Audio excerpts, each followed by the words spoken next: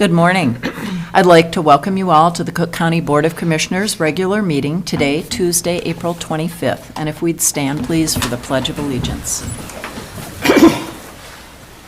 I pledge allegiance to the flag of the United States of America and to the republic for which it stands, one nation, under God, indivisible, with liberty and justice for all.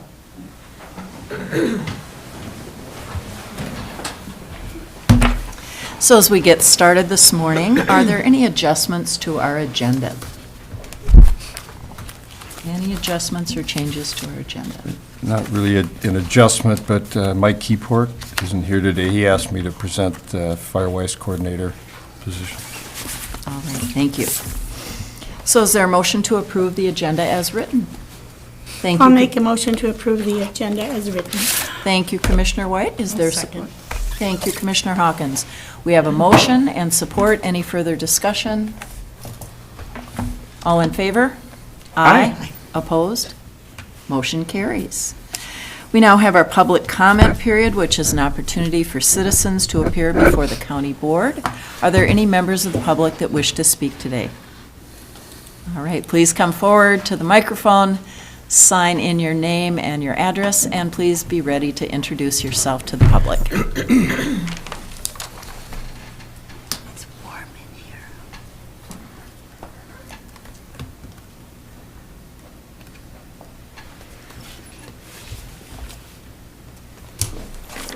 Hello. Good morning. Good morning. Hello, my name is Andrew Beavers. I am a Cook County resident and an avid disc golfer. We have some really great momentum happening in the scope of disc golf, not only in our county but nationwide, and we've got a group together that is trying to get a public course in Cook County. There was some momentum previously, but due to Pete's involvement, who will be speaking next, it has regained momentum and is, I think, in a really exciting place. You know, Cook County really prides itself on activities, connecting with nature, and really exploring the outdoors as our pinnacle. And disc golf, to me, fits directly in line with those things that we love about Cook County. It is a low-impact sport, accessible to everyone, and it really reconnects you with nature in a way that I think is congruent with sports like cross-country skiing. It also has effectively no barrier to entry. You know, discs are cheap and they are accessible, and that means that it's a sport that everybody can enjoy. I do have just a few little data points for the board today to demonstrate the growth of that sport and how I think we can sort of fix the deficit that is in our county relative to public access to disc golf. So it's a growing sport with 4.3 new courses per day in '22. So 4.3 disc golf courses went into the ground per day in 2022. These are all based on UDisc Statistics, which is the foremost data tracking app for disc golf. In the United States, there are 254 million people that live within 6.25 miles of a disc golf course. Here in Cook County, it is over 100 miles to the nearest disc golf course. I feel like we have the land available. It is something that the community can benefit from, and we should try and get a course within 6.25, or maybe 20 miles would even be a huge improvement, knowing that we have a large area here. The United States has 9,465 disc golf courses currently. Another great thing about disc golf, as I said about accessibility, is 90% of those are free to play. And that's my vision, and I believe our vision for disc golf in Cook County is, yep, you can have premier courses that will cost money, that require regular grooming and the like, but 90% of those courses are free to play, and it is a community benefit. And, you know, as somebody who's played over 25 years, I've seen the sport ebb and flow, and through those years, I would say there's not a more exciting time to be a part of the disc golf world than right now. And, you know, with Cook County's natural beauty, I think we have a chance to really elevate the community experience by adding a course in Cook County, and I really appreciate you guys taking the time to hear about a little bit about disc golf. If you want to hear more, I could talk your ear off, but I'll keep it brief because I got to get back to work. Thank you very much. Thank you, Andrew. Thank you. All right. Good morning, Pete. Good morning. You know that saying, you don't follow a brilliant speaker? Here I am. I'll do a little paperwork here.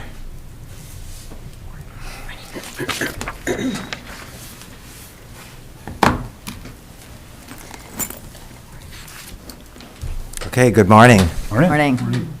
I want to kind of thank the chair, members of the board, the staff here today for just providing this public comment period. It gives us an opportunity to kind of introduce ourselves. We've been more active in the kind of social media world than we are in the in-person world. However, we're very much prefer to work in person. I've been part of, I should probably start with why I'm here. Andrew mentioned just briefly, I've kind of come into the scene more recently. I've had some experience, some life-changing experience. Specifically, I took a trip this spring with an old friend who was just diagnosed with terminal cancer, and he reminded me of what's important in life. And family, friends, community, most of those things I've got covered. I'm here today to talk about our community and something that I think I can contribute to making better. So we've had this discussion and started this discussion online about a disc golf course, a public disc golf course. And we've really been impressed. I mean, Andrew and the other folks in the county who have been working on this for years, it's like I touched two wires together and all that energy came through our website. And so I'm trying to represent all of those interests that came to us in that discussion. And I want to present just kind of two things that we're working on. One is we're trying to put disc golf baskets into the ground this summer. And one of the places we see a huge opportunity is the Devil Track Lake old airstrip. It's currently being used by several other groups, and we think we can build a pretty nice course on the periphery of those current uses. Of course, the Facebook work that we've been doing has caused those user groups to contact us, and we're beginning conversations about how we can, preserve their interest in that land while also diversifying the use of that land. Now, the second goal we have, we're going to need the county board to really lead us because it involves the master plan of the airport that's currently being worked on. Our group and the folks, I just want to kind of give you a quick idea of who we're talking about, right? I've heard from everybody, from every corner of the county, right? Not just the wealthy and the business owners, but I heard from the people up at Lutsen Mountain, up at the Grand Portage Casino. These are the people who are making our beds, who are serving our dinners, who at the end of the night when we go home clean this beautiful public house, okay? They are the common people. They are what we're calling the good people of Cook County. And so in that discussion with that diverse user group, those diverse user groups, We want to talk to the county and ask the county to lead that airport master plan so that it gives back the land south of Devil Track Lake Road to the people of Cook County. It's been an airport for 80 years or more, and we think the time is right? The airport operations are on the other side of the road. We've made, as a community, large investments in improving that, and the old airstrip has sat there for decades. And we want to help formally get that moved into the 21st century. And we think we can help with that, but we need leadership. Okay, so our next steps, we're just going to keep building our coalitions. We're thinking about trying to formalize as a group, although we're not sure if that's the best thing for us.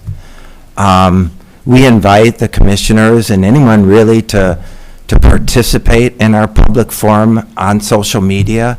We moderate it in a way that, all voices are welcome, even the voices that don't agree with what we're talking about. And we hope in the future we'll have an opportunity to work with the board. And that's all I got. Thanks for the time. Thank you so much, Pete. Can you just say your name? Got your first name, but not your last name. I'm sorry. I'm Peter Mott, and I live at 30 Wesley Lane. Thank you. Thank you. Are there any other members of the public that wish to speak this morning?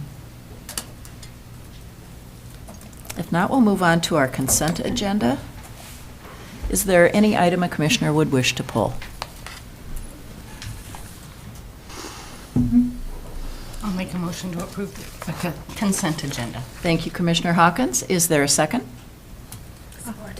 Thank you, Commissioner Storley. We have a motion and support. Any further discussion? All in favor? Aye. Opposed? Motion carries unanimously. All right, moving on. Today, we have a special proclamation, and one of the things I would like to do for the public is to read the proclamation, and then it will be an opportunity for the county board to determine if they would like to move that forward. So this is a resolution regarding Crime Victims' Rights Week. Whereas the term victim is more than just a label and has legal standing and protections that go along with it, and whereas Crime Victims' Rights Acts passed here in Minnesota and the federal level guarantee victims the right to meaningful participation and using their voices in the criminal justice process, and whereas victim service providers, advocates, law enforcement officers, attorneys, and other allied professionals can help survivors find their justice by enforcing these rights. And whereas the right to provide an impact statement ensures that victims' voices are considered in court during the sentencing and, when applicable, restitution processes. And whereas including and elevating the voices of survivors makes certain they are heard and seen, and creates a path to forging and sustaining community trust. And whereas engaging survivors creates responses and services that are credible, meaningful, and centered on individual needs, and whereas survivors' lived experience can serve as a catalyst for implementing innovative programs, shifting existing programs in new directions, and changing policies or practices that prevent survivors from accessing services or pursuing justice. And whereas National Crime Victims' Rights Week provides an opportunity to recommit to listening to crime survivors in every space where decisions are made that could impact them. And whereas Cook County is hereby dedicated to amplifying the voices of survivors and creating an environment where survivors have the confidence that they will be heard, believed, and supported. Now, therefore, be it resolved that the Cook County Board of Commissioners hereby proclaims the week of April 23rd to 29th, 2023 as Crime Victims' Rights Week, and also, therefore, reaffirming this county's commitment to creating a victim service and criminal justice response that assists all victims of crime during Crime Victims' Rights Week and throughout the year, and expressing our sincere gratitude and appreciation for those community members, victim service providers, and criminal justice professionals who are committed to improving our response to all victims of crime so that they may find relevant assistance, support, justice, and peace. I know today, many of you may have had an opportunity to listen to WTIP this morning and listen to a couple of very powerful interviews. And we had a candlelight vigil held down at Harbor Park recently. And I just find that this week is so important to so many people. And are there other commissioners who would like to make a comment or a response, or anybody who is one of our legal professionals here in the community? Well, so I can talk a little bit about our crime victim services, and we also have Kathy Ann Travis here. Kathy Ann, would you come up to the microphone, please? Yes.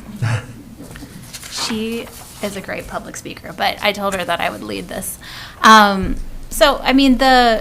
Our criminal justice system is really based on the rights of defendants, the rights of the accused people. That's what our U.S. Constitution, has deigned over the years. And the victims of crime, the people harmed by crime, are kind of left out of our system historically and traditionally. It wasn't until 1983 that the Minnesota legislature put Chapter 611A into effect, and 611A is the rights of crime victims. People harmed by crime still don't have a huge part of the system, but they are notified of hearings. They have an opportunity to be there. They have an opportunity to give a victim impact statement at sentencing, and we do our best to include victims of crime into the process.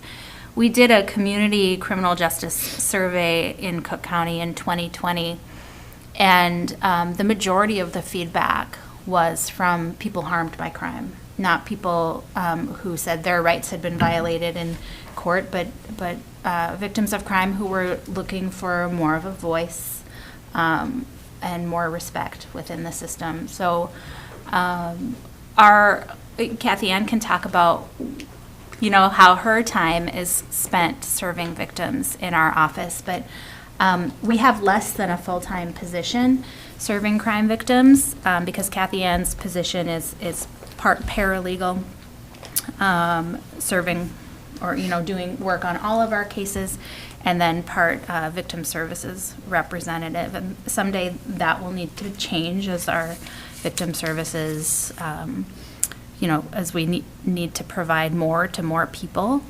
But that's how it's been in the county attorney's office. I think since 2002, 2003 is when we finally got a victim services representative.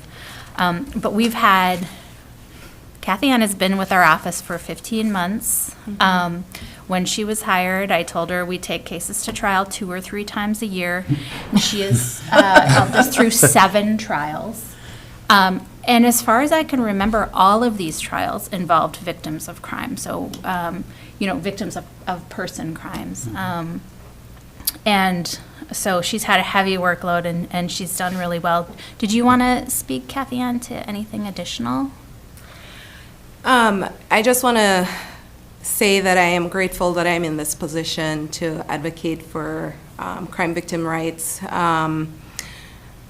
I've always wanted to advocate for folks, and I've joined a lot of local organizations, and I'm on different boards, so it's my passion. I appreciate the opportunity to be able to shift from the position I had at PHHS into this role, because I find myself being more of service to the people of Cook County. As Molly said, the crime victims' rights are very few, and so my role is to ensure that the very limited rights they have, they're enforced during the criminal justice process. And I like to do that. I like to be a part of that process. And at the end of these cases, just to listen to the victims and how grateful they are that they have a voice, especially doing their victim impact statements or helping them to reach other resources through the Crime Victims Reparations Board, or also to help them to seek restitution. Thank you. Thank you so much. Any remarks by other commissioners? Commissioner Hawkins? Thank you. I'm not a fan of proclamations by the board, especially ones that are being duplicated. Governor's already designated this, but, because I just think it's, oh, let's pat ourselves on the back. But I do appreciate that you came here this morning, you spoke about it, but I'm gonna, okay, yeah, I'll agree to this, but I think your article in the Community Connections was spot on. Thank you for doing that. I think that has a way more impact than this declaration, proclamation we're going to make as a county board. So thank you for that. I think that opens the eyes to our community way more than this. So thank you for doing that. Thank you for making sure that happened this week. Thank you. Absolutely. Other comments? Commissioner Mills? Thank you, Madam Chair, and thank you, Attorney Hicken and Kathy Ann, for your work. And it's just so encouraging to hear about the changes that are happening in the criminal justice system and how it's becoming a lot more comprehensive and really taking in more factors. And I feel like leaning, or maybe not leaning, emphasizing a lot more the victims and victims' rights and how important, well, clearly, but as Attorney Hicken said, it was kind of overlooked how important the victim's role is in our system historically, and how we're learning so much more about the necessity for the victim and their role and speaking up and out to try to get that as much justice and resolution as we can. And I really believe that this work helps our community heal, and it's very difficult and very painful, and I just really respect you and your work and want to thank you as well. Thank you. Other comments or remarks? Not, I'd entertain a motion. Madam Chair, I'd like to make a motion to accept this proclamation for Crime Victims' Rights Week, April 23rd through the 29th of 2023. Thank you, Commissioner Mills. Is there support? Support. Thank you, Commissioner Starley. We have a motion and support. Any further discussion? All in favor? Aye. Opposed? Motion carries. And thank you. Madam Chair, if I may, I think I'd like to give Kathy Ann a round of applause as well.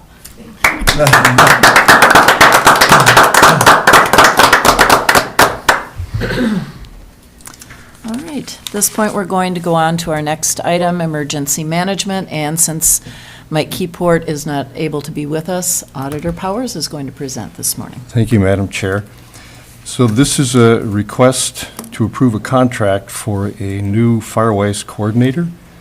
Our previous coordinator, Elsa Lunde, resigned this winter. She's still helping time to time, and she may be able to help with the new coordinator as her time permits, but we put out an RFQ for this. We had one person responded. Another one had interest, but really only one, but we were lucky it was the right one, I would say. It's Aaron Mullen King, who currently serves as Firewise coordinator for Lake County. It's a part-time position, so it's within his capacity to do both. And he can let's say, have some efficiencies between the two programs. He worked here previously for a short while under a grant, a summer grant, a few years ago, and was well received. Let's see. So he knows our county, knows the systems.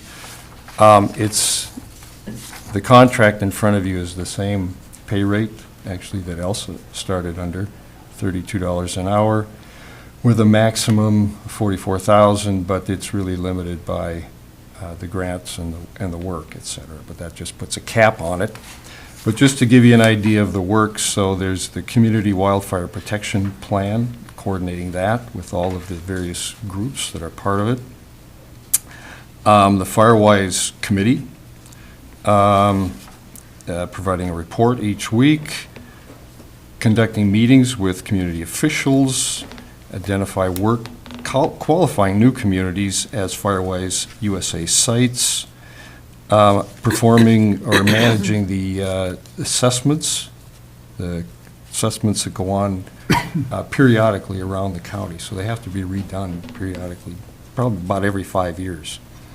At a minimum, public information at various events, brush pile maintenance, coordinating all of that, which the public makes great use of.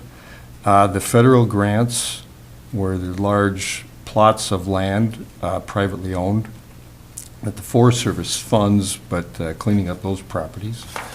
And then the state Firewise grant, from which the maintenance of the pits and the assessments and a lot of other homeowner cost-sharing projects. And several others, but I'll stop there and wait for questions or approval. Any questions commissioners might have?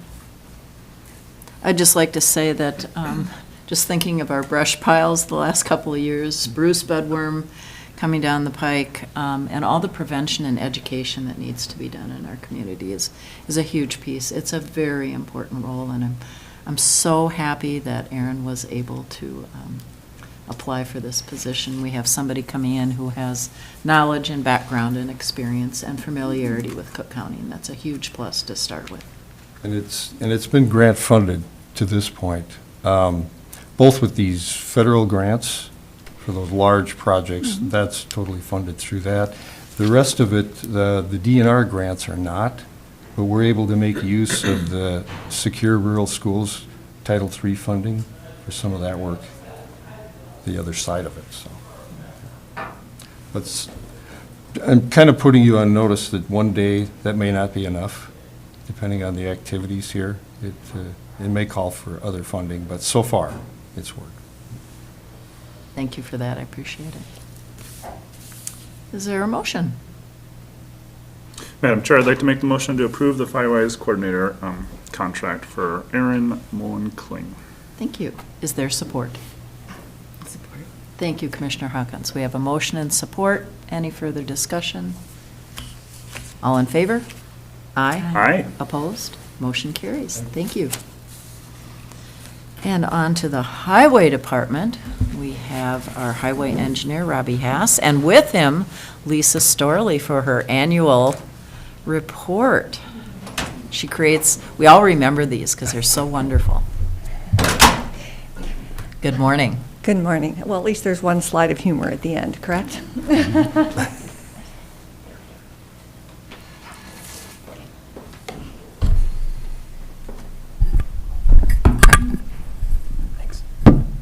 Thank you.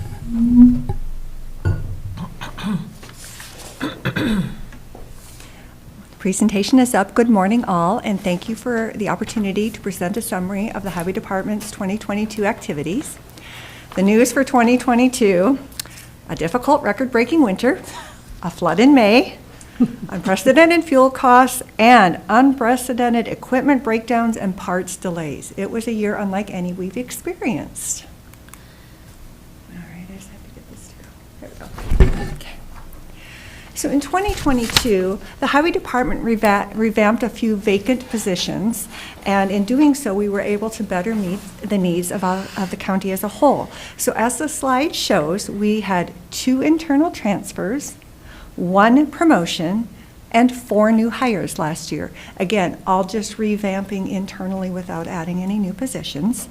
And the department was fully staffed at year end, and that's the first time I've been able to say that in all my time with the Highway Department. So we are really excited moving forward.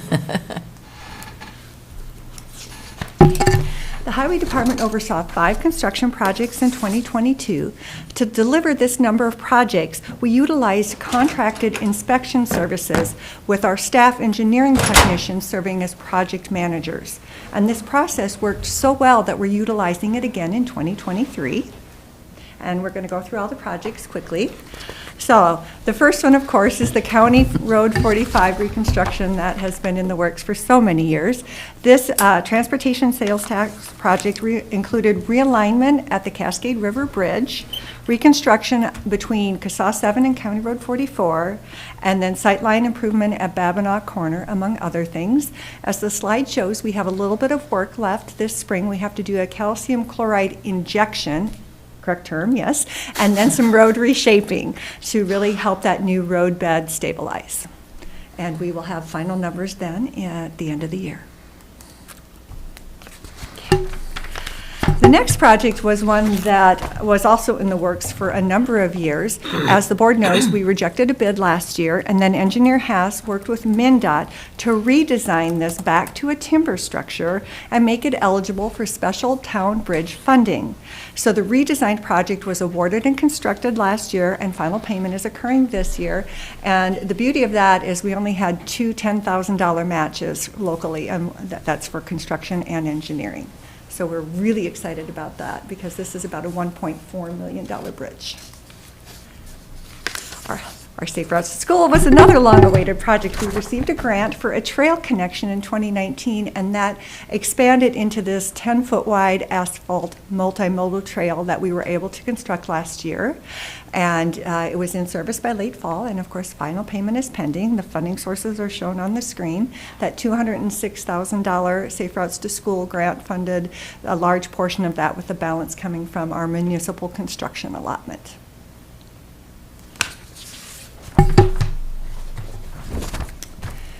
This is our other special town bridge project. It's located on Moose Valley Road, or UT 71. This and that Cross River Bridge, the $1.4 million bridge that we just discussed, comprised our two worst structures on county road system prior to their replacement.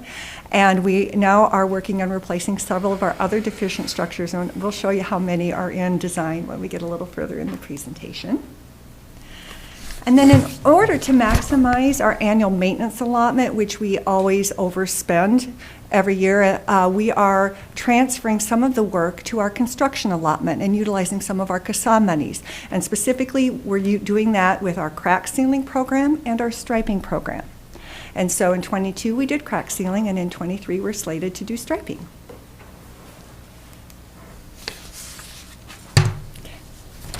Have a lot to talk about with our maintenance program. It was quite a year last year. We plowed for the last time in the spring on April 27th, the first time in the fall on October 13th. And this slide provides just a summary of our key recurring activities, our spring road restrictions. By comparison, in 2021, we implemented road restrictions on March 8th, lifted the first on May 3rd, and the last on June 9th. So you can see there was about a 2-week difference from 2022 to 2021. And again, late again this year, much even later. And then in 2021, we did crush more gravel than we did in 22. We crushed about 13,516 yards. This year, or this last year, we chose to carry $59,000 over to 2023, and we're going to continue down that trend if it enables us to get a better crushing price if we have a larger budget available. That was the key purpose for that. And then you can see that we utilized our winter salt stockpile to do our salt sand mixture this year. We typically carry quite a bit over. You do know, of course, that we're going to be moving sites this year. And so it was just easier not to have to put that stockpile over at the MnDOT site again. We've been so grateful for their cooperation all of these years as we work to transition to our own site. And then you can see our equipment. And the most interesting thing of note is that we finally got our 2021 tandem axle plow truck in 2022.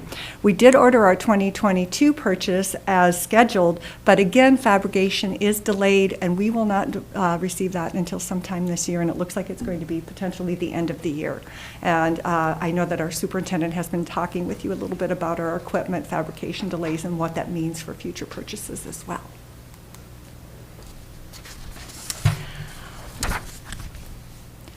Our maintenance division has been doing some innovative things. The OPERA grant that's shown on the first bullet is being utilized to research salt sand alternatives, specifically potassium acetate. And so our maintenance technician is leading that project, and he will be reporting to the local research a road research board with results in the spring. And it was a blind trial. No one but the folks at the Highway Department knows where that trial occurred. And that way we could just take public comments if we had different results. And his results have been quite striking, actually.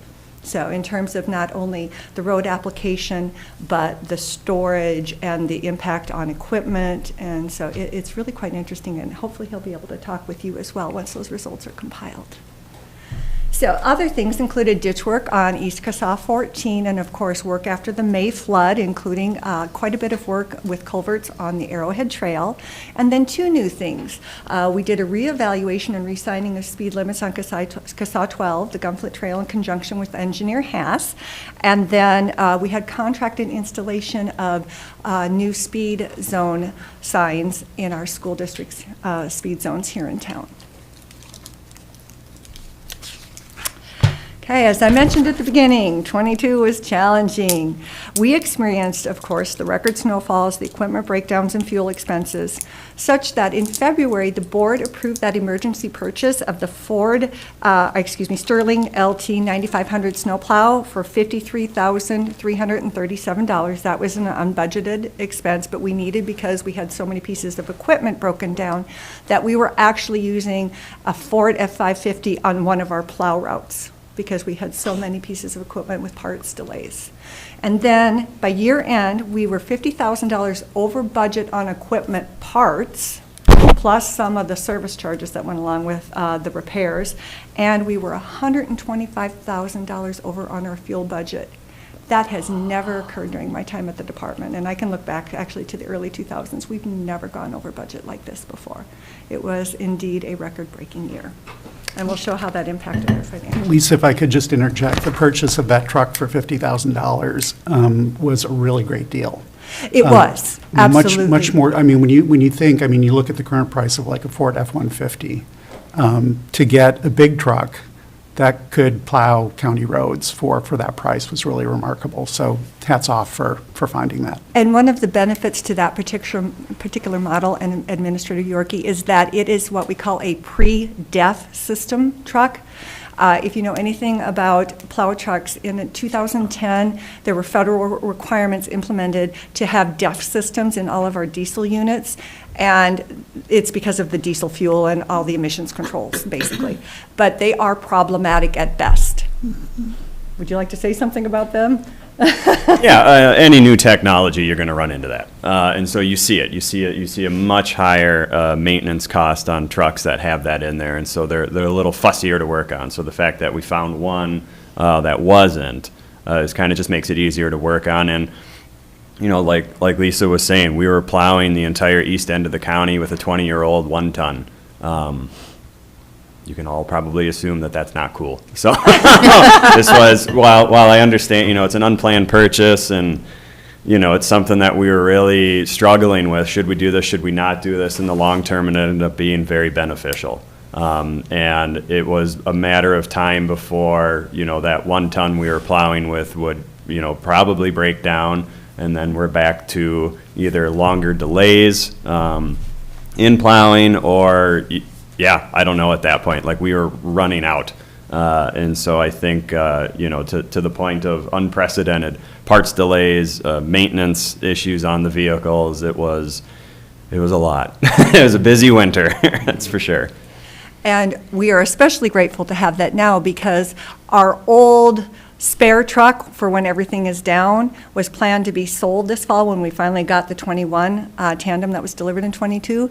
And as the crew was literally driving it into the main shop for the auction, the walking arm on the truck broke, which means it was listing like this. It was a 2000 Sterling. And so we had to sell it as a parts truck, and thankfully it still brought great money, because someone else in a township wanted it for the parts, because they're trying to stay with those older pre-death trucks, I believe. Mm-hmm. And so now we have this 2007 Sterling as our backup, and we are very appreciative and very fortunate to have such a reliable piece of equipment now as our backup, because it is low miles. Mm-hmm. So. All right, so on the screen you will see the first part of our financial statement with the assets. Our year-end cash balance decreased from 4.6 million to 4 million, and I've gone over most of those factors, that emergency truck purchase, the fuel costs, and the equipment repairs. And also, we had an increase in accounts receivable and due from state aid by a couple $100,000. So accounts receivable increased by $63,190 from #21. Our due from state aid increased by $140,533 from 2021. Our allotment balance did decrease slightly, which is, not unusual, $90,000 or $92,000, excuse me. And then our inventory reserves increased by $38,000 from 2021. So statutorily, we are obligated to, of course, maintain our inventory for our parts, gravel, salt sand, culverts, and so forth. And at year end, when we do our account, we have to set aside whatever that year-end balance is in an inventory reserves account in case of catastrophic loss. And so every year you'll see that as a line item, and you'll see it on the next page. And you can have a fluctuation of as much as $50,000 to $75,000 up or down, depending on how much we've used of culverts, salt, sand, and gravel at the year end, and even fuel, what's in the tanks when we stick them on December 31st. So here are our liabilities. And as I just mentioned, it does fluctuate from year to year. Our deferred revenue is down about $90,000 from the prior year. Our fund balance section is what I really want to talk about, though. It details everything that we have set aside and then that undesignated reserve. And so as you can see, we have our reserve for inventory, which is $590,000 and change. We have our reserves for equipment replacement, and that includes, of course, what we have allocated for that 2022 tandem purchase that needs to be held for the 23 payment. And then we have the local bridge program. We have the reserve for buildings, the carryover for gravel crushing. And so our undesignated balance is just over $2 million. That is down from last year, of course, but we have that almost $455,000 for buildings that we've set aside for construction this year because we didn't start last year as tentatively planned when we did our budget in May. And then, of course, we have those about I can give you the exact number, $228,337 in the equipment, parts, and fuel expenses that were not budgeted last year.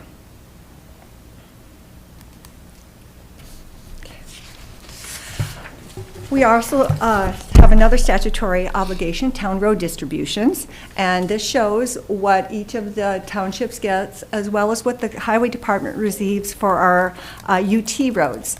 Designating that 55.11 miles of UT roads in 2020 and 2021 not only gave us access to some maintenance money, it's not huge, it's just under $50,000 in 22 and down slightly in 23, but it gives us access to those special town bridge monies that we've been talking about today. And with just 2 bridges, we have accessed over $1.8 million of state funding, and we will be accessing more. And that is exciting. It reduces the strain on our levies so much because all of these, of course, are not on our CASA or state aid allotment systems. We always provide a little summary of our payables at year end. You can see that between our comp and our wages payable, we have just under $130,000. That's up about $8,000 over December 31 of 21. We had 3 contracts pending final payment at year end. And so, of course, it's 45, and then we have to close out one of the bridges and the Safe Routes to School Trail in 23. And then we are making our $40,000 a year payments on that excavator per the board approval a couple of years ago. And so we still have a balance of $157,000 on that. And then this is just a snapshot that shows our cash and fund balance changes from 21 to 22 with all of our expenditures and revenues. And so we've talked about the cash balance change. Our fund balance as of January 1st, and this includes all of those special pools as well as the undesignated, was $4.1 million. And at December 31st, it was $3.5 million, which given the year we had is still pretty remarkable. So we will work on building it back up once we get through these couple of buildings that we are constructing. We have to provide information for the Minnesota DOT on our various road systems. That is how we maintain our allotments from the state. And so these are reports that we generate every year. We have our CASA, which are roads 1 through 23 outside Grand Marais limits. We have our Muni CASA, which comprises 6 or parts of 6 roads within city limits. So it's parts of 7 and 12. And then it's Wisconsin, Broadway, 8th Avenue West, and 5th Avenue West. And then we have county roads and UT roads, which comprise roads 24 through 103, depending on their designation in there. And so this just shows the overall categories of routine maintenance, repair parts, and then repairs and replacements. Sorry, I've got equipment on the brain today, and then betterments.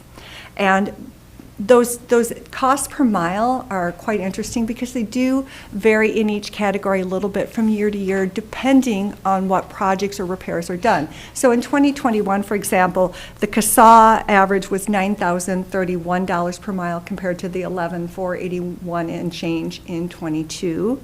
Our CASA Muni was $10,327.61 per mile in 21 compared to that $20,506-ish in 22. And the reason that is so high is because we did all of that work in the school speed zones this year. So that's why that cost went up so much. We had significant equipment and labor costs getting all of those new electronic speed signs and the manual ones as well installed. County roads, in 21, it was $18,296.03, and you can see it's about just under 16 in 22, so that remained fairly stable. And then UT roads went from the 77.87 in 21 to about 47.19 in 22. So again, just depends on what the needs are in each road category from year to year. And then we have a little bit more breakdown on the next 2 slides. It shows more specific costs. And in these 3 categories, the snow plowing, of course, comprises the major cost, not surprisingly from year to year. And I can leave that for just a moment if anybody wants to look. After snow plowing, probably the next one would be some traffic services and, of course, cleaning culverts and ditches. Now, in our UT categories, interestingly, the major costs are smoothing surface, resurfacing, and traffic services, but again, all gravel. So it's not surprising that those costs are higher. So for design, I mentioned the bridges. We had 18 projects in design in 2022, 10 are bridges. Engineer Haas has made a commitment to improve our standing in terms of deficient structures and really address some of those concerns because so many of our roads do not have alternate routes if one of those bridges were to fail. So that work is paramount to traffic movement in Cook County. And so we will continue to work on those. Our 2023 budget included a number of construction projects. So in 23, we have the Flute Reed River Bridge on County Road 69. We have, of course, 5th Avenue West, or CASA 15 reconstruction with the city.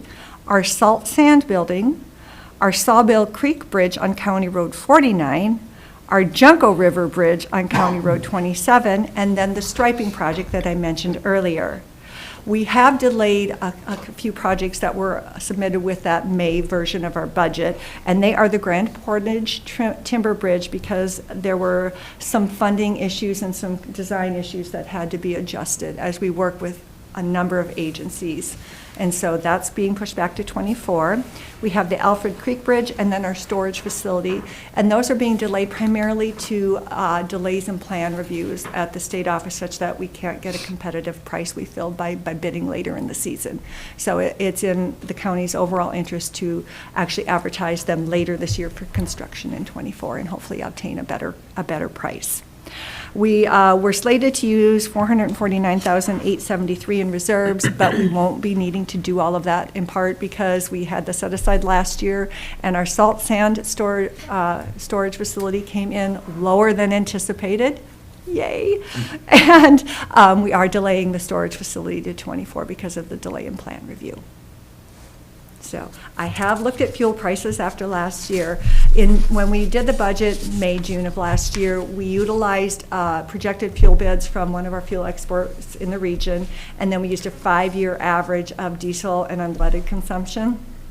And unfortunately, Q1 is slightly worse this year than last year. So we're going to watch it and hope that maybe with less plowing and maybe more moderation of fuel prices, we'll be able to recoup some of that. But right now, we are on track for another record year in terms of fuel, just so you're aware. And then we need a little humor after all of that. I thought that was quite charming when I saw it.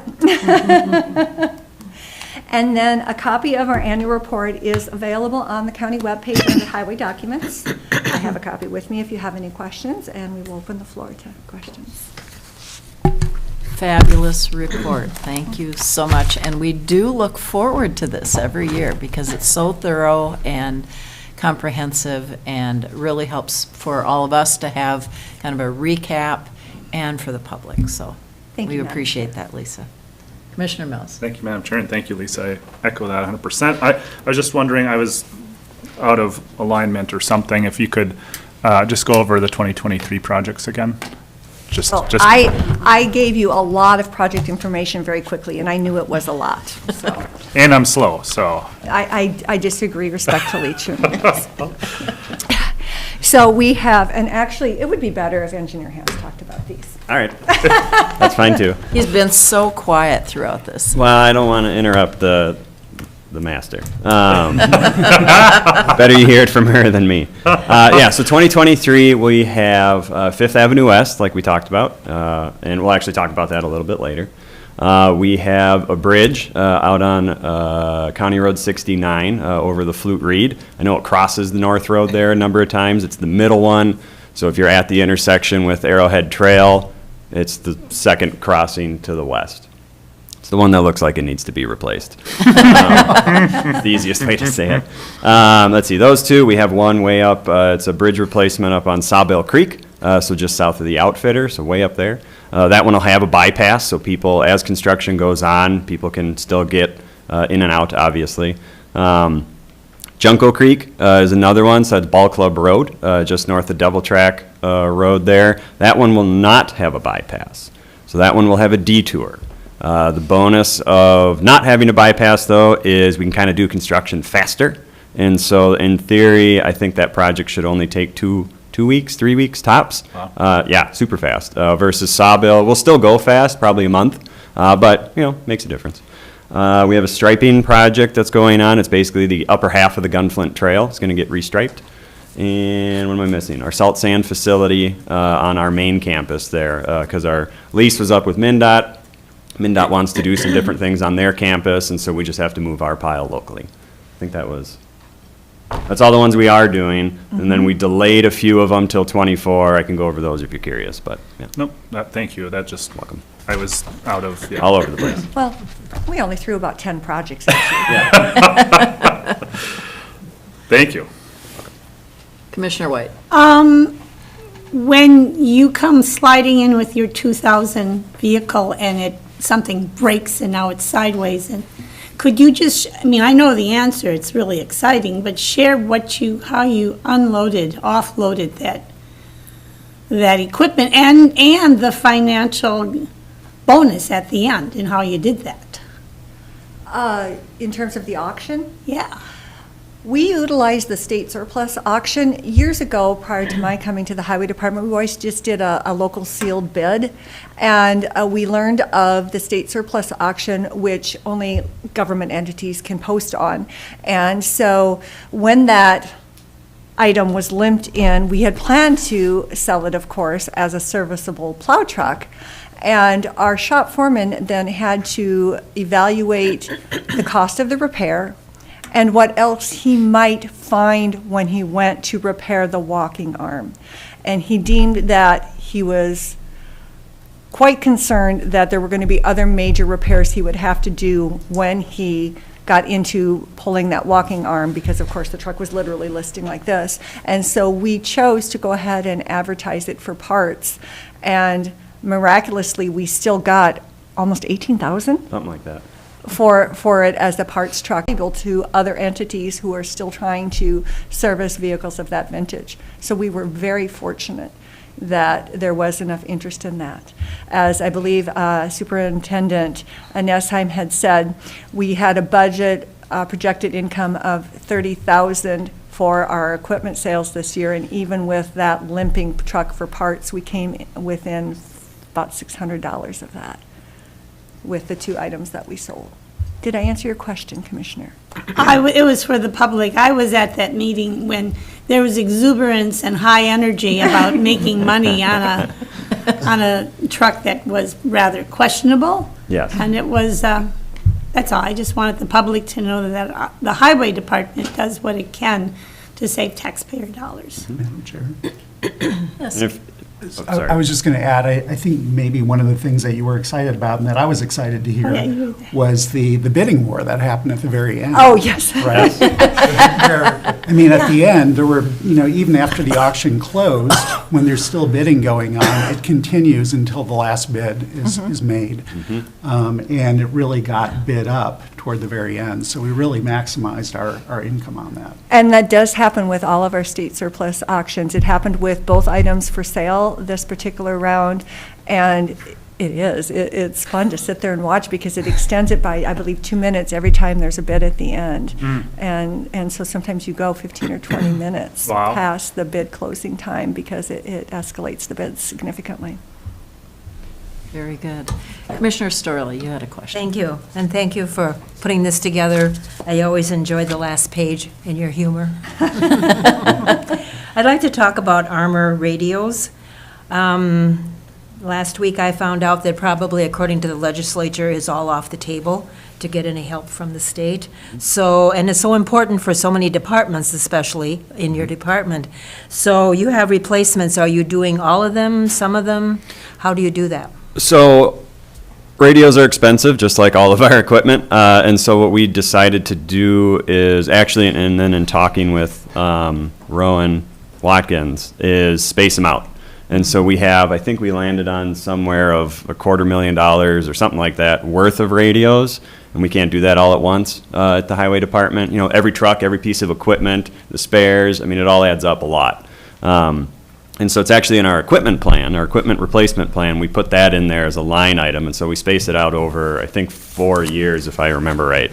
And so it's about $50,000 a year that we allocate towards that replacement. Thank you on that, because it's really, it's really important to have the safety of our drivers, Oh, yeah. wherever they are. Other questions? Well, Lisa, we want to thank you so much for an excellent and informative presentation. Thank you, Madam Chair. I do wish I had better news on fuel prices. We'll hope for next year, and we'll also hope that perhaps this Thursday, just like last year, April 27th, is the last day of snow, last day of plowing, right? Keep fingers and toes crossed. I wish we could approve that, but it's left to other forces. All right, thank you.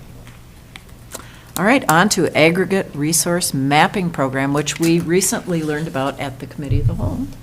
Yeah, I was bummed I wasn't able to make it, but I kind of watched back and got some information from our superintendent, and it sounds like it went really well. There was a lot of good conversation about it and just what this resource could provide, not only for us at the Highway Department, but I was happy Neva was there as well from the Land Services and the land use perspective to provide more information too, to show that this isn't just our benefit. This really a pretty big county benefit to doing this.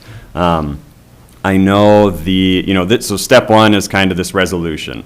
Hi, we're interested. We would like to put our name on the list for it. I know that means we're, I think it's 22nd or 21st on this list, and it would probably be many, many, many, many years until, our county gets studied. We can maybe have a conversation once we start discussing the '24 budget, because it sounds like this is a grant-funded program through the DNR. So as long as they have grant money, then this list kind of keeps getting studied and taken care of. But it did sound like if we were able to provide some funding, that we can jump the list, is kind of the short of it that I heard. So, but we can talk about that later. Step one, is just let's get our name out there, let's get us on the list. And so the resolution here is just requesting the DNR to map out potential aggregate sources in the county. Does anybody have any questions about that? Yes. For the public, Yes. the mapping of this, how does this do? People go out with a camera and take a picture? I mean, I know, but Sure. the details of how it is produced is pretty interesting. Yeah, it's, I think they use a lot of existing data, of whether And who it's- is they? The DNR.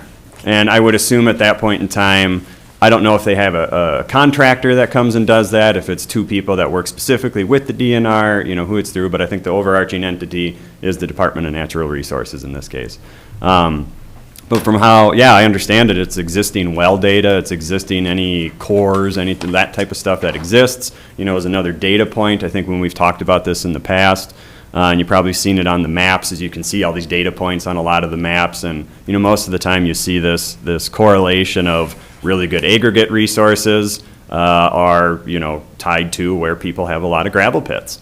And so I think for us, it would be a good idea just so we know we're digging in the right spot, I guess. It is a very intrusive to create a new pit. Obviously, we're talking clearing land, we're talking that, and so if we can do it more responsibly, I think this would help quite a bit. But then, and so then, I don't know if they go out, I would assume, and dig more test holes or do test cores as well in certain areas to try and really capture where we think the good aggregate deposits are. And then could you just touch on the benefits to property owners or to the county, not highway, Sure. road maintenance and building, but how it benefits the property in real estate? And here comes Neva. Yeah, thank you, Neva. I make a cameo any appearance anytime this subject comes up because I love it so much. So for the earlier question, there is field data that's collected. This would not include the boundary waters, but it would otherwise include all of the private and public lands of Cook County. I think Grand Portage expressed that they did not want to be included, so that's a part of this, I believe, too. As far as impacts to private property owners, this would allow them to potentially see where some really valuable land is, as far as extraction of aggregate materials that are non-renewable resources that are only available where they're located. So there's implications going down the road that as a county, you think 20 years from now, there's a lot of demand for developing our private lands. And so people want to know what they're buying and what those future uses might be in an area. So some counties create special overlay districts for aggregate mining areas, just like farming districts. So, it's decisions for future decision makers, but potential implications that are really exciting to make non-renewable resources available for sustainable development. And so then, if I'm coming into the county, or I'm not even, if I want to buy a parcel of land that's for sale, and it's identified that there's a non-renewable resource on their gravel, do the ownership rights of that gravel go with the land purchaser, or does it stay with the county, the state, like, who gets to say what happens with that gravel? The person that actually buys the land? Or is that like, now, if I have gold under my property, I'm out of luck, it's like if somebody decides they're coming in to take whatever minerals are on property that we live on, we don't own that. Yeah, that might be possibly more of an attorney question. I'm not sure how it comes with those precious metals sort of things. I know how to answer that as far as our normal gravel pits, but I don't know if there's any other perspectives Attorney Hicken might have on that. So I'm just going to take a shot at this, which is maybe not well advised, but property ownership usually goes down, through to the mineral interests, unless those mineral interests have been separated during, from the property before the transfer of ownership. So, but I don't know how these overlay districts work. That's just how typical property ownership works. The mineral interests are part of it unless they've been excluded in a previous transaction. mineral interest meaning gravel or something like I'm talking about underground. underground? Yeah, but it's the same, I mean, what's on that parcel that's been identified as transferring hands is the new property owners unless it's been excluded in the deed or, you know, somehow. Well, the question is just because when we purchased property 40 years ago, TPL, I don't even know what this stands for. It was Oh, timber. the paper company? Yeah, it was timber company selling their property. And before they relinquished this property for sale, they wanted to assess if there was black granite, I don't know what black granite is, underneath the parcels before they would sell it. And the caveat is that if there is black granite, there wasn't enough for them to mess with, I guess. But we as the property owners, we don't own that black granite. So they reserved the mineral interests when they Yes. transferred the property to you? Yeah. Yeah, I don't know a lot about it either, but I'll just share a little bit I do know. I know there are still a number of parcels with that separate mineral interest in Cook County, and usually it seems like it's companies that have purchased that, and maybe it came from like timber owners, et cetera. They had large tracts of land, but a lot of them are going away now. They let it forfeit, but it forfeits back to the state. So there still may be rights there that the state has on some of it. I don't know anybody in particular who is aware of, that ownership under their parcels, so take a little research. It came from the Realtor who told us Oh, this. It was Dietrich. So, and might I ask, what is black granite? You don't know? Granite is a stone, and I know, like in Lake County at least, there's a granite quarry over in the Isabella area. So usually it requires some blasting or even cutting, really fine, fancy tools to cut it out in big blocks, and then like black granite countertops. And, you'll see them on big trucks sometimes. They're just like big. Yeah. Yeah. There we go. Okay. Makes me feel like I have something important buried. Get a nice countertop. There you go. Other questions, comments? If not, I would accept a motion to adopt the resolution. So moved. Thank you, Commissioner Hawkins. Is there support? Support. Thank you, Commissioner Storley. We have a motion and support. Any further discussion? All in favor? Aye. Opposed? Motion carries. Thank you. Thank you, Neva. Thank you. Get us on that list, right up at the top. Yeah, maybe by the time I retire, they'll come out and do it, so. So this next one, mentioned Fifth Avenue West a little while ago, and so basically what this is just an agreement between us and the city, saying we are responsible for this portion of the project, you are responsible for this portion of the project, and it's a slightly more formal handshake at that point. No, it's a very, very much more formal handshake, but it lays out kind of expectations on cost, which is important. I've talked with, Administrator Roth a little bit on how we want to go about, paying for the project, for example. Obviously, if it's something where, if a contribution on a partner is, $10,000, $20,000 on a project, we're able to float that, as far as like, all right, pay us back in a week or something like that. But on a project of this magnitude, we cannot do that. You can see on there, I believe Grand Marais' contribution is about $1.7 million. And so I've had conversations with Administrator Roth about how we want to go about that. Typically, when we do projects, especially if it's a state aid project, we receive, I think it's 95% of the project cost up front.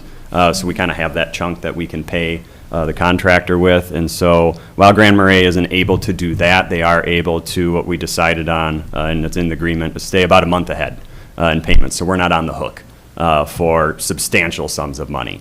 And I'm okay with that. I understand we got to work together to get this done.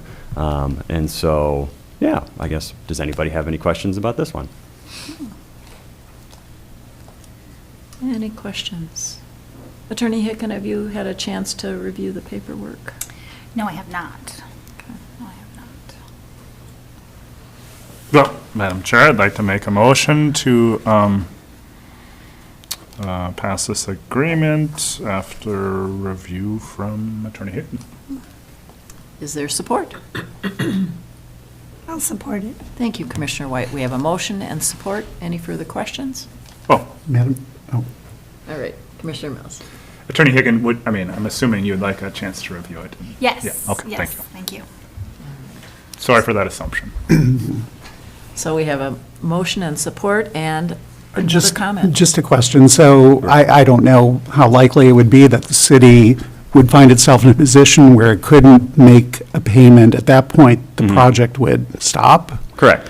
And so if the project is halfway completed and there's some issue with payment, then the project would stop and potentially not be completed in the timeline that we've established. Correct. Okay. That, Good question. that sounds concerning. And I'm not questioning, like, I have no reason to believe the city won't make good on its obligation. But I'm just thinking, okay, if that were to happen, then where are we? Like, what's the process? Yeah, that's fair. I guess I think about it, it's no different than if we couldn't make a payment on a project. Work stops until that money becomes available. So in this regard, yeah, I'm not concerned about it. I know they're working through different financing options, and I know it's there. I've had a lot of conversations with Administrator Roth about this. Once we got the bids in and it came in higher than we thought, before I came here and we talked about accepting it, I checked in to just make sure that this is good, because once we give it the good, we're going. And so, he's assured me that they're good to go. I'm comfortable with kind of how we've set this up. And yeah, I guess I think about it like any other project. It is a fair concern, but I guess in my opinion, it's no different than, yeah, if we couldn't make a payment on a project, then of course, no one's going to work for free. And even that being said, I guess, well, it's so hypothetical at this point. It would depend what work is left to be done and what kind of impact that would be, And I know that neither we nor the city wants Fifth Avenue West, torn up for a whole year. So, but I just wanted to ask that question. Surely, Lisa, why don't you come up to the microphone? That way the public will be able to hear. Thank you so much. Like so many of our projects, this one has been in the works since about 2015, and so the city has been planning for this for approximately 8 years. And so if that helps to alleviate some of the concerns, I would just wanted that noted on the record. Yeah, appreciate that. That is very helpful. And again, I have no reason to believe that the city Right. won't be able to fulfill its obligation. Commissioner Mills. I really appreciate the question and just trying to look at things from all angles and, trying to protect ourselves and our interest in the project. And it's great to hear also just the communications that have been happening through the city. And I just want to point out that this agreement really does protect all interests, right? If there's a disaster or whatever and the city can't make, we still could. We're just not liable to do that. We could come back and be like, hey, we got to get this done. We can figure out another agreement or amend it or whatever. So we'll have options. It's just, it's good to have this in place ahead of time. And then, if something comes up, then we can deal. So.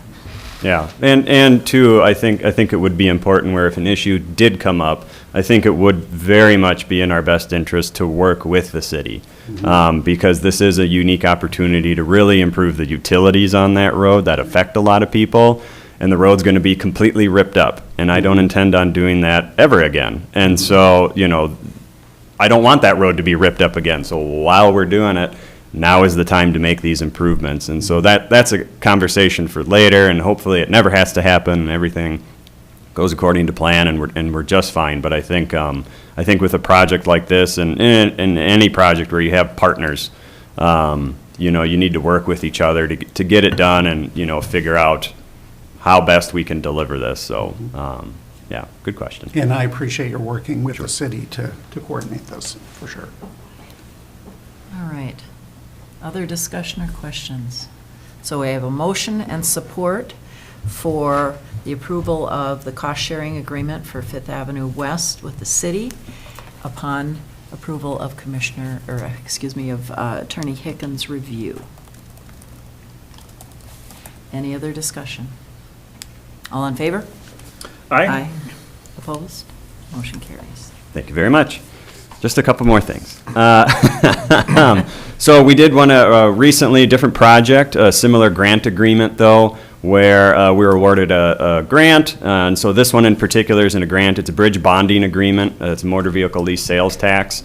What that is the matching 20% on our bridge that we talked about that crosses the Flute Reed up in Hoveland on the North Road. This is the matching 20% of this project for the other 80%, which was a federal grant that we were awarded.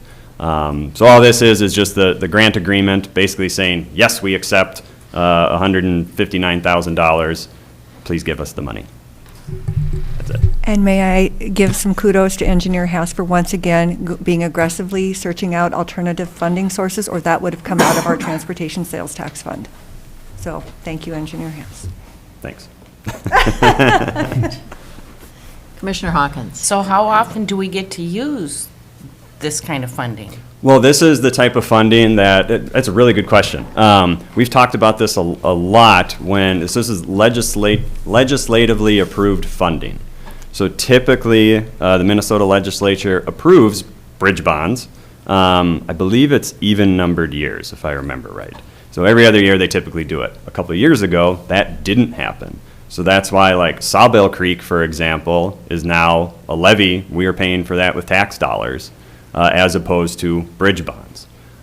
Similarly, Junco Creek, we had applied for bridge bonds. It didn't happen. We had other funding sources through grants and other things come up, so that still worked out. Alfred Creek in 2024, that's the schedule. I hope there's bridge bonds. So typically, it's a very regular thing. It's a very first come, first served basis. So the sooner, and I've talked about this a lot, we can get plans on the shelves and get things done, we can get in line and say, here you go. Similarly with Grand Portage, any bridge project, you can apply for bridge funding, and that just helps offset costs all around. Normally, it's a very annual cookie cutter, I almost want to call it, thing, but I can't even say cookie cutter because in my time here, this is the first time it's happening, and it's a rarity now. So hopefully it becomes more regular in the future. Thank you. Yes. Welcome. So this money only comes from vehicle lease sales tax? Motor vehicle lease sales tax, correct. So if you have a lease on your vehicle, you pay this, and this is what? I believe that's where that comes from, yes. From the whole state, yeah. Yeah, There's, if okay. you're ever I curious just too, we have them. No, it was there, so. Yeah, if you're ever curious, they have, every year state aid puts out, and they send us a pile of brochures that shows the funding breakdown and where, so when Lisa went over kind of our budget, you could see like CUSA, county state aid highway money, MUSA, municipal state aid money, our town bridge stuff, all that. There's this awesome brochure that is a roadmap, and it just shows where the pot of money starts, when we all pay taxes for our tabs or this and Gas. gas Gasoline. tax. Okay, that's right. Yes. I guess I was thinking it was all of that, and then I just noticed, it just says lease. Yeah. That's one little sliver. That one little didn't- piece of it, but you okay. can see the big pot and how that funnels down to us. And Okay. so even in conversations about the surplus that have happened, currently happening at the legislature, part of that, I was down there at the Capitol for Transportation Day to just talk about transportation needs and how that tiny, tiny little sliver really hasn't changed for transportation in a long time. I know everybody's fighting over the same pot, so there's my plug. But all of it matters. It's a direct trickle down. When we get reduced allocations from the state, I mean, it directly affects us. You're talking a couple $100,000, which might not be that big of a deal to some folks, but I mean, to us, that's huge. So, yeah, sorry, that's my tangent on that. Okay, thank you for clarifying that. Yes.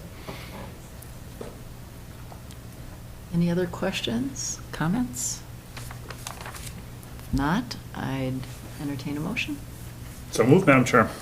Thank you, Commissioner Mills. Is there support? Support. Thank you, Commissioner Hawkins. We have a motion and support. Any further discussion? All in favor? Aye. Opposed? Motion carries. Thank you very much. Thank you. So this last one, I am particularly proud of and excited for, because, the last couple of years, we did a little bit of reshuffling in our department as far as roles, responsibilities, who does what, how we do things. And I hope it hasn't seemed visible from the outside of us being able to do more with what we have. You can see it where, we're delivering 5-6 projects, I think, this summer, where historically we've never done that. I know go ahead. 2 historically was what we could really manage with 3 techs. And so the fact that we're able to pivot to this, I know we're contracting more, but what it does is it allows our technicians to act as project managers, to step up, to, do more, and allows us to do more, allows me to do more then. It takes a lot off my plate, that if I don't need to be in the field every single day on projects, if our techs don't need to be in the field every single day on projects, if they can manage a few different projects. And so really by adjusting our roles and responsibilities, we did that a year or so ago, and we're seeing the fruition of that from last season into this design season, and now coming into the 2023 construction season, where I really think this is a deserved and earned promotion from engineering technician 1 to 2 for both Scott and Jacob. They have done a phenomenal job helping deliver our projects up here. Scott's been here 15 years, I believe. In June. And then, Jacob's, I think, coming up on 4 or 5. And both of them really make delivering projects easy. They've done a wonderful job helping train in our new technician, Matt Olson. And it's just exciting. It's exciting to be a part of a team when people are enthused to come and deliver engineering projects, because I love engineering projects, so it's nice to talk about it with other people. So I guess, does anybody have any questions in particular about this? Yes. Commissioner Mills. Thank you, Madam Chair. I don't have a question, but I just wanted to give anecdotes that I have been stopped by Scott in the field, and he was extremely helpful on the County Road 45 project for communicating and going up and down the road and communicating with other residents as well. And then also just working with Jacob in our org has been wonderful. And I think it's a good example of just being able to give our directors, ask for our directors to look at our structures and look for efficiencies and to move things around if necessary, and to allow our directors to have that comfort level and level of trust, and then just investing in our staff and leveraging those investments. We're getting projects done, and it's wonderful. So thank you for your work on that end, and thank you, board, for the investments that we've made thus far. It's remarkable. And if I may speak to part of the cost of that, yes, we're asking for the reclassification of our engineering technicians. We can do that because we are contracting for the daily ticket pulling and observation of graders in the field or whatever, with contract work that on all of our state aid projects is reimbursable from state aid through our allotment as part of our engineering costs. And that is how we can leverage our allotment monies and get more projects on the ground annually. And that is significant. And watching the excitement in the engineering technicians' eyes when they're not sitting there for 12, 14 hours a day, literally pulling tickets for every load of gravel that's delivered, or asphalt, or bit, or whatever. And now are having more of a managerial role and being excited and seeing more productivity in terms of what we get on the ground is really exciting. Well, and I think it's exciting for our public to see all the projects that are getting done and all the things we've had on the back burner that are being taken care of. And it's important to public safety, it's important to the overall health of our community, and a really, really important work. Commissioner White. And I think it's the transparency of the highway department and the apparent leadership and cohesiveness of the working group, which is apparent these days to the public, and that is, they look at this department and say, yeah, I want my tax dollars going there. But it's an example of how it should be across the organization. Thank you. Thank you. Other comments or questions? If not, is there a motion? So moved, Madam Chair. Thank you, Commissioner Mills. Is there support? Support. Thank you, Commissioner Storley. We have a motion and support. Any further discussion?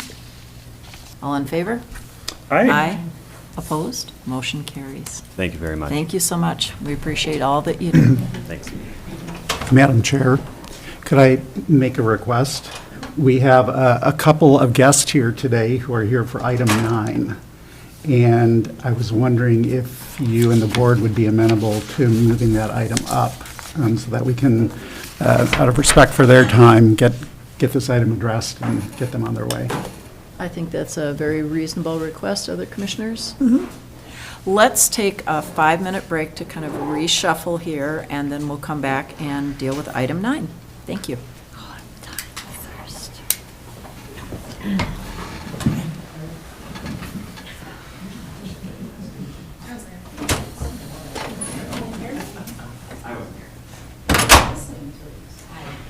How's it going?